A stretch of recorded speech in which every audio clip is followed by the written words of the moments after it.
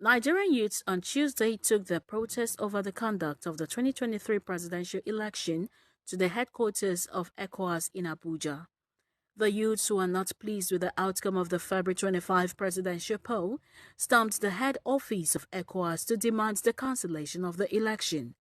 Speaking on behalf of the aggrieved youths, convener of the Free Nigeria movement, Dr. Moses Ogidipo, called on the international community, particularly ECOWAS, to prevail on the Nigerian government to annul the presidential election and set up an interim committee pending the conduct of a fresh poll.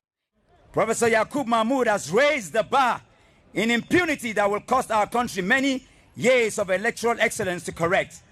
This was not the electronic transmission he promised Nigerians at the Chatham House. No. Professor Yakub Mahmood has lied to Nigerians and abused our right of choice.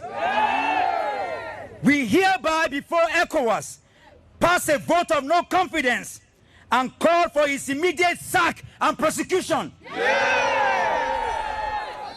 We cannot afford to continue the culture of performing lawlessness without consequences. Can we continue? No. Can monkey and baboon continue to swallow money? No. When people are going hungry in Nigeria, no. Our police people dying without ammunition, no. Our soldiers dying without the required equipment, no. An accountant general will steal over 100 billion and go free. Can we continue such impunity? No. Ask Professor Mahmood